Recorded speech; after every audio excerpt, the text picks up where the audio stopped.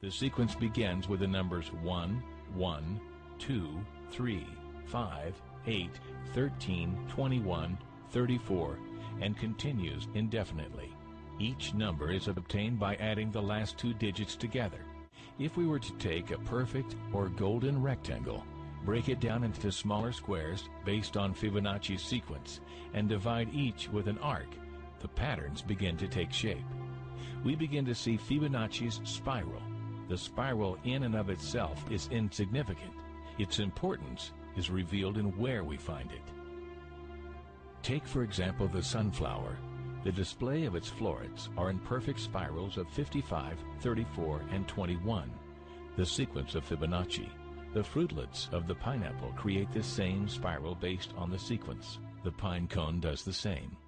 As currents move through the ocean and the tide rolls onto the shore, the waves that bring in the tide curve into a spiral that can be mathematically diagrammed onto a plot at the points 1, 1, 2, 3, 5, 8, 13, 21, 34, and 55.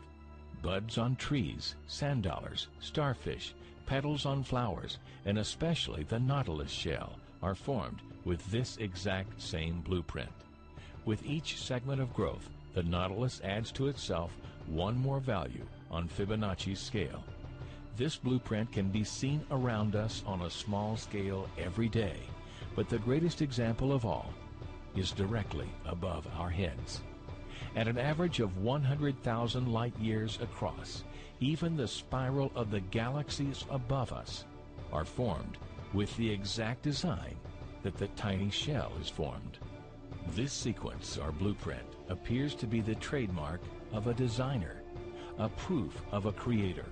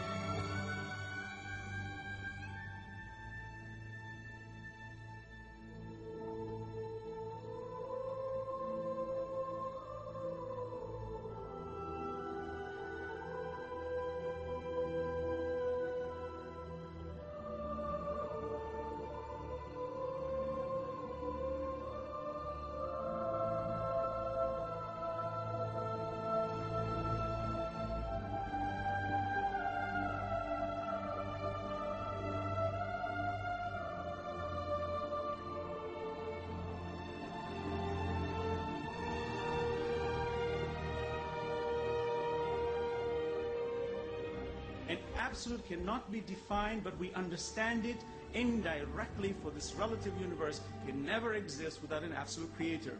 And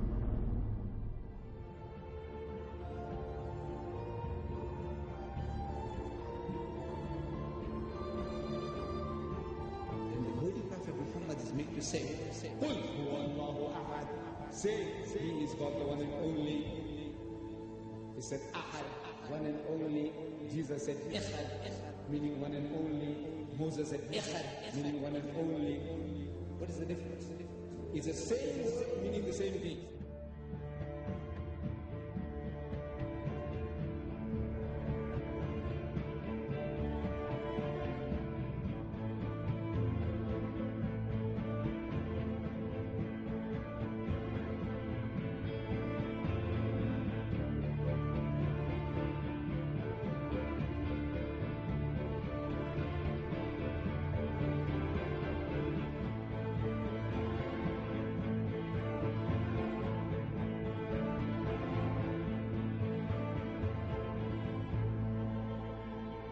Muhammad could not have known these facts about human development in the 7th century because most of them were not discovered until the 20th century. Muslims and others are justified in concluding that these facts could only have been revealed to Muhammad by the one who knows all about us, not only about how we developed, but how we live and function. The unity of these three faiths consists in the unity of God. You see, in the fundamentals of the teachings of Moses, Jesus, and Muhammad, there is not an iota of difference.